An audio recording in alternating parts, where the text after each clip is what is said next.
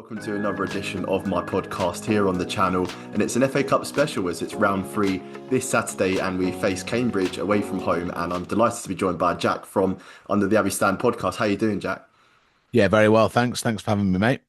No worries, and yeah, delighted to be able to speak to you, and I suppose in quicker succession that I thought it would have happened as well, because with you guys being relegated to League Two last season and us being promoted, it's the FA Cup that draws us together again, and I suppose from that final day in League One, what's changed at Cambridge having gone down to League Two? Yeah, it's been an interesting one. It's never nice to get relegated. It felt like our time was maybe kind of had come a bit in League One. We'd had a couple of seasons where it was pretty close to us being relegated, and then we'd just about survived. And I think we'd ridden our luck a little bit. And League One was tough, especially that season. We went down and only won 8 games all season, and that's hard to see. So a lot of change in the summer. And then, yeah, acclimatizing to being back in League Two has been quite difficult. It was a difficult start, but we've hit some good form of late, and just seem to be kind of finding our feet there again. And there's some players that came in the summer, and there's some that remained that are really gelling well together. So it's just starting to be a good time for us, and yeah, certainly feeling more optimistic than I was this time last season. Because you find yourself sixth in the table at the moment, and also on a bit of an unbeaten streak at the moment with 7 games unbeaten. So, with this run of form that you've put together, you must be confident regardless of who you're playing because you're a team in form. Yeah, definitely. It's been a long time coming. We've had like kind of fits and starts of building momentum this season, but we never quite kind of got past that 5 or 6 games. And now in all competitions, it's 13 unbeaten. And yeah, just really putting a good run of form together. We're making ourselves hard to beat. We had a bit of a struggle away from home for a long time this season, and now we've beaten that. We're performing well both at home and away, and I think we've realised that we can compete with any team in League Two, and I think we've got over the fact that we're back down there, and there's big teams to compete with at this level, but I think we're one of them, and we've realised that, and now we're starting to kind of take it by the scruff of its neck. And in the managerial dugout, someone with a lot of experience, Neil Harrison, he's someone that left Cambridge for Mill and then came back as well. So just talk us through what happened there. Yeah, it was a bit of a strange situation, in all honesty. I mean, he came in and obviously everyone knew who he was. He had a great reputation, someone that we were hoping was going to kind of navigate us out of a tricky period and take us forward. And then suddenly, just as we were getting a bit of momentum, Millwall came calling. There was a whole story about a promise he'd made to a past chairman who had sadly passed, and then he went back there and tried to save them from relegation, and all of that happened, and it was a very strange situation to be in. I think there was a lot of resentment towards Neil Harris. He left us in the lurch at a really difficult time, and then it led to a very difficult time after that. And then suddenly this announcement where he came back, joined by Mark Bonner, our former manager, and he came back in a kind of, a backroom level. Is almost like a director of football. It was a very strange appointment, a double appointment. And then Harris came back in with a lot to prove, a lot of people who were still very anti him, but he's come in and done a really good job. He's kind of employed his style of football and his nature of football really well, and kind of changed a lot of opinions and turned a lot of heads in Cambridge. And now at this level, he has to be one of the best managers down there. And with us, as you say, sitting sixth on good form, looking forward in the new year, I think it's a really promising time, and he could really be a man that navigates us into playoffs and maybe even beyond this season. But along all season, and a manager with FA Cup experience as well, so one that we're quite happy to have going into Saturday's game. Absolutely. And Emil went on some good cup runs, didn't they, while he was in charge of them? And I suppose with Cambridge, it kind of leads on to my next question, actually, because I was going to speak about FA Cup memories, because last season we had a very big memory of our own against Newcastle. And obviously, Cambridge are a team that have history of Newcastle having beaten them 1-0 at St James Park in 2022. So with that fixture, just talk us through what you thought and the emotions on the day. Oh, I mean, that one was amazing. That one was kind of in the back end of COVID, and there was a lot of questions about whether the match was going to go ahead. We were sat at Christmas knowing that this game was was going to happen in Newcastle, and wondering whether we could go. And it got to just before New Year, and we were given the green light. So all traveling up to Newcastle, it's just, a fantastic environment. It's an amazing place to go and watch football.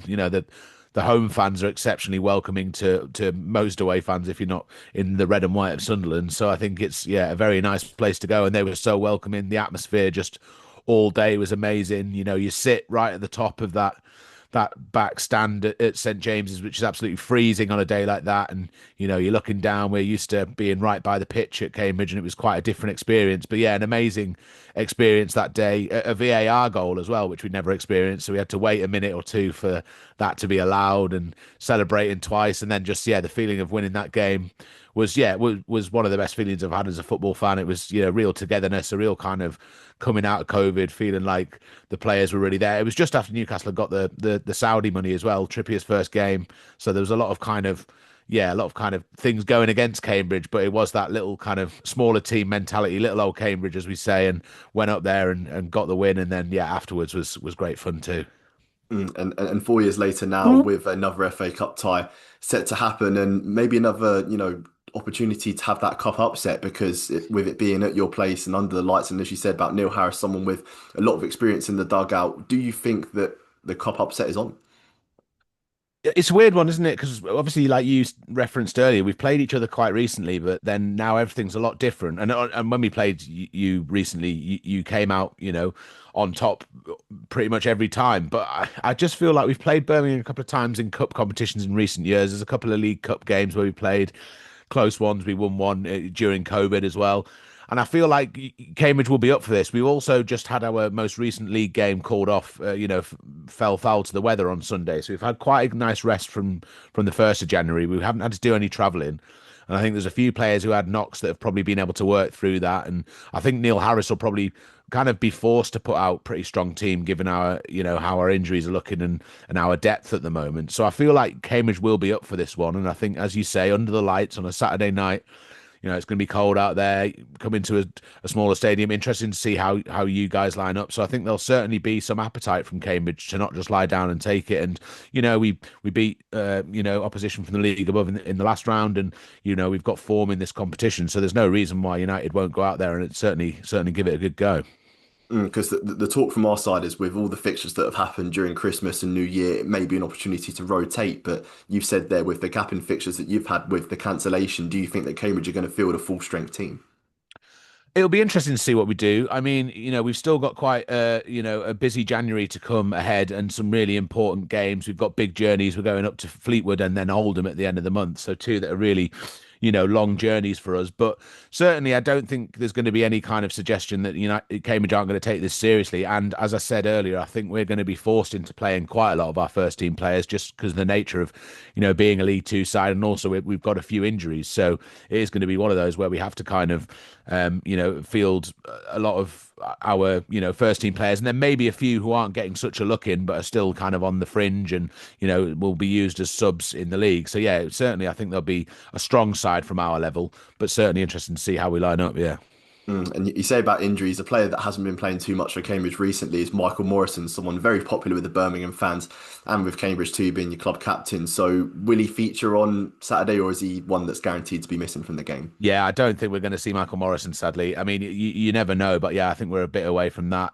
He's a great one for us, and it's great to have him.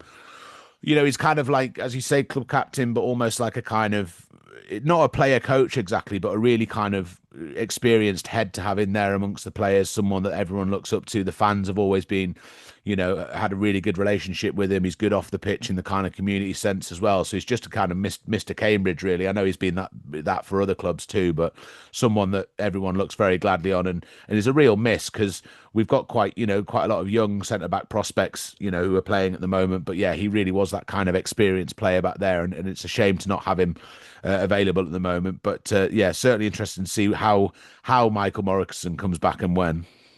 Certainly a popular figure at Blues, but two players that I actually want to speak about. You say about the defensive reinforcements that you guys have got, and young players coming in. Two players actually that I went to school with, so Zach Bradshaw and Mam Jobe. I went to school with both of them. So from a personal perspective, I want to find out how they're doing. But yeah, in a Cambridge shirt, I know Zach signed this summer, didn't he? And then Mam is someone that has been sent out on loan a couple of times, I believe. So how are them two getting on? Yeah, Bradshaw looked really promising when he came in. Kind of featured primarily in the cup competition, so in the League Cup and the Virtu, and struggled to kind of break through into the first team in the league, and that's still the case. And yeah, has had his own injury woes, but Job has just been an absolute revelation. He came in the back end of a season when we survived in League One and as a very young player and started in a game against Barnsley. It's a 0-0 at Barnsley sounds pretty unremarkable, but it's when they were high flying and we really needed a point, and he came in and ran that game and was just fantastic, and has had a couple of really nasty layouts. He was had a concussion layout when he took a right elbow from Chris Martin into the back of the head, and then an ACL, but he's come back this season and just been absolutely unbelievable. He's one of our mainstays in defence. He's just started to kind of show up in the attacking third too, getting a goal, and really is just an absolutely class player, a cut above, and someone that we hope we can kind of hang on to for a few years to come. But he is just, yeah, he's a cut above and someone that it's really nice to see come through and survive a kind of a relegation and still come out sparkling really. That's nice to hear, especially someone that went to the same secondary school as me. So, yeah, that's a kind of full circle moment for obviously like me watching that. But for this game on Saturday, so you say about under the lights and there could be an upset. Do you know much about the sort of Birmingham side of things? Because from when we played you last season, as you said, there's been a lot of change. So have you been keeping up to date with what's happening at Blues? Because it was expected that we were going to do better in the Championship than what we are at the moment. But I think we're finding that the Championship really is that step above from League One. Yeah, it's interesting, isn't it? Because there's a lot of teams that do exceptionally well in League One, and then yeah, ultimately it's a cut above. I mean, you look at Wrexham, and Wrexham are in great form in the last few games, but they certainly started, slowly. And I think some teams go up there and come straight back down, and there's a big gap between League One and the Championship, probably one of the biggest. I think bigger than between Championship and Prem. And I think that people often say Championship's one of the best teams in Europe, best leagues in Europe, and I think it really is. I think it's so competitive, and there's so many, really decent players out there. Of course, you see Birmingham on TV. I wouldn't say I've kept too much, an eye on what they're doing, but Jay Stansfield's always a name that pops out, and I see that he's still featuring heavily. And on a personal note, I've always liked Lyndon Dykes. But yeah, you've just got a kind of back catalogue of really strong players, and I think that's what you need at that level. And you look at your record in the league this year, and it's almost identical between wins, draws, and losses, and where your goal difference is. It's like League One in that respect. If you go on a run of like 3 or 4 games, you can suddenly find yourself propelled into the playoff picture. But then equally, if you lose 3 or 4 on the bounce, you're in the relegation. So yeah, very much a tight mid-table that Birmingham are in, and certainly having seen them last season, I would suggest you can look a little bit higher. But yeah, a tough old league to be in and a tough one to get out in. But ultimately, if I was a Birmingham City fan, which I'm not, I would say staying in it would be a great thing for now. And with Cambridge at the moment, like you guys are doing well in League Two, and would you say that League Two is still the main priority for Cambridge? Because I feel like it's dangerous as a Birmingham fan saying that I care about the Championship more, because then that just opens the floodgates up for an upset, doesn't it? But in Cambridge's case, I guess you guys have got nothing to lose really in this fixture because you're 2 divisions down and really going to give us a go. So do you think in your case that's what Harris will be saying to his players in the dressing room, is that give them a good go, just see like how you get on and sort of leave everything out there and all that stuff? Yeah, definitely, actually, because I think most people thought that we were going to lose in the last round, away at Stockport, and we came through that. So I think, no offense to Birmingham at all, but going into the third round draw, I think there were people who were looking for your Anfields away and your Etihads away and all that kind of thing. So when that didn't come, I think it is like it's a home draw that is, potentially winnable. And I think it will be go out there and give it a good go. And that's it. I don't think there's going to be any pressure put on these players, and rightfully so. We're in a good position in League Two and unbeaten after those games, as I said. And I think it's just go out there and give a good account of yourselves. You're on telly, so he's probably going to say that to a lot of players. Go out there and give a good account of yourselves. He's probably going to say it tongue in cheek, but it is the January transfer window. Have a good game, and you never know who might come in for you. But I think it is just the attitude that you've just got to go out there and yeah, give it a go and see what happens. The FA Cup third round is a funny old kettle of fish, and we've seen stranger things than Cambridge beating Birmingham. And in the League Cup as well, I feel like you guys gave Fulham a good game for the majority of the game as well, because that's one that I watched from start to finish, and I saw that you guys sort of stayed in your shape and defended Fulham pretty well, considering the wingers and the talent that they have going forward. So, do you think a similar game plan may be sort of done in the game, or is it going to be more open from a Cambridge perspective because you're the guys at home and because Birmingham are a step down from Fulham? Yeah, I think more actually because we're at home. I think because we're at home and we're very confident there, and it's our pitch and the kind of that tight ground, and we know what we're doing there. I think we'll probably be a bit more attacking, and we absorbed a lot of pressure on in that Fulham game and offered a couple of breaks and a couple of chances that were close. But I think in playing a team like Birmingham, we'd be better off playing a bit more on the front foot. I think inviting that much pressure against Birmingham would probably end quite badly. And if you're 2 or 3 down at half time against a team like Birmingham, then coming back from that is going to be a tall order. So I think we should go out there kind of toe to toe rather than, trying to invite too much pressure and be, being the master of our own downfall, really. And with all of that being said, Jack, what is your score prediction for the game? $1 million question. I think it's going to be a tight game. I think, I've got to go optimistic from the Cambridge United. I think Birmingham will go ahead, but I think Cambridge will nick it 2-1 right at the end. I'm going to go for 3-1 Birmingham actually because I feel that a lot of attacking players in the team haven't been firing in the championship as of recently, but those guys that are on the fringes will get a start. So like your Kyogos and Kumas will probably start as well. So players like that really have a point to prove, I feel will just give everything out there to try and impress in front of goal. And I do think we will concede a goal because that's just been the way that it has been away from home this season. But I'm just hoping that the FA Cup can give us a bit of momentum and carry on our form from that Coventry game and score some goals. So yeah, that would be ideal from a Birmingham perspective. But thank you so much for your time, Jack, and speaking to me on the channel. Just let us know what's happening on your side of things with the podcast that you run.